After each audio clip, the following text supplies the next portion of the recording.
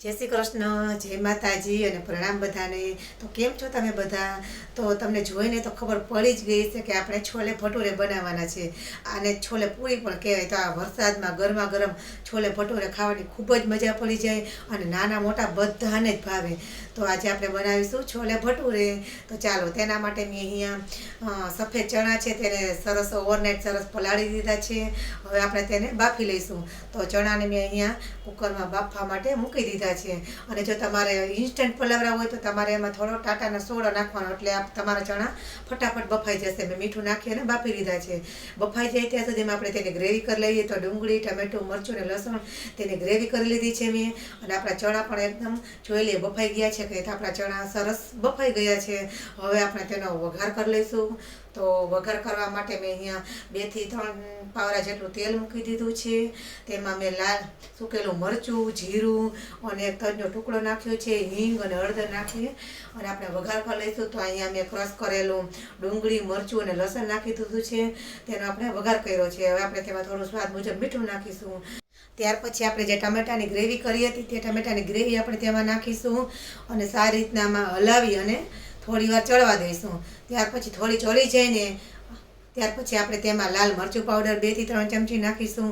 તમે જેટલું તીખું ખાતા હોય તે પ્રમાણે લાલ મરચું પાવડર નાખવાનું છે। તેને હલાવી આપણે ઉપરથી 1 ચમચી જીરું નાખીશું દળેલું અને 1 ચમચી જેટલો ગરમ મસાલો નાખીશું। તમે ગરમ મસાલો ન નાખો તો પણ ચાલે, સ્કીપ પણ કરી શકો છો। ત્યાર પછી આપણે ગ્રેવીને સરસ ચડવા દઈશું। આપણી ગ્રેવીમાંથી સરસ તેલ છૂટું પડી જાય ને જો આ રીતના એકદમ, ત્યાં સુધી આપણે તેને ચડવા દેવાની છે। જો આવી રીતના તેલ છૂટું થઈ જાય ત્યાં સુધી। ત્યાર પછી જે આપણે બાફેલા ચણા હતા ને તે નાખીશું અને હલાવીશું। તો આપણા બધા ચણા આપણે આવી રીતના નાખી અને સરસ હલાવી લેવાનું છે। આ પાણી નાખ્યું ને તે આપણે બાફેલા ચણા હતા ને એનું જ પાણી મેં થોડું નાખ્યું છે। તો અડધી વાટકી જેટલું મેં પાણી નાખ્યું છે। આપણે ઢાંકી અને તેને 5 મિનિટ જેવું ચડવા દઈશું। તો તમે અત્યાર સુધીનો વિડીયો જોયો હોય અને તમને તેમાં જો ગમ્યું હોય તો વિડીયોને લાઇક કરજો, શેર કરજો અને નવા હોય તો મારી ચેનલમાં જલ્દી જઈને સબસ્ક્રાઈબ કરી દેજો। તો આપણું છોલેનું શાક મસ્ત મજાનું સરસ તૈયાર થઈ ગયું છે અને જોતાં જ ખાવાનું મન થઈ જાય એવું સરસ શાક આપણું સરસ તૈયાર થઈ ગયું છે।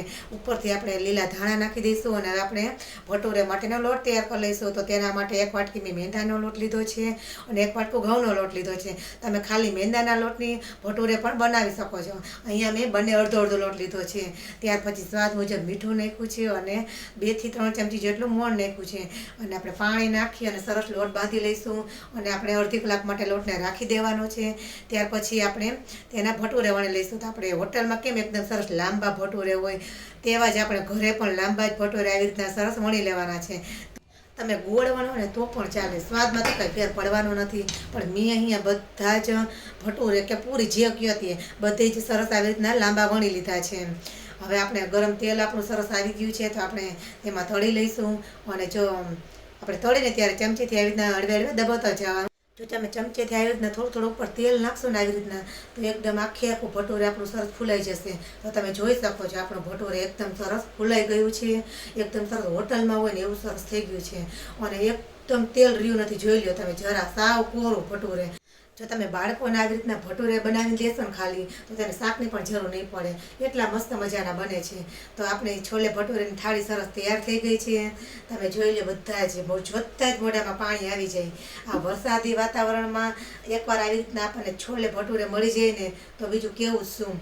અને તમે જો બહાર હોટલમાં ખાવા જતા હોય તો એના કરતાં તમે આવી રીતના ઘરે બનાવજો, ખાવાની ખૂબ જ મજા પડશે।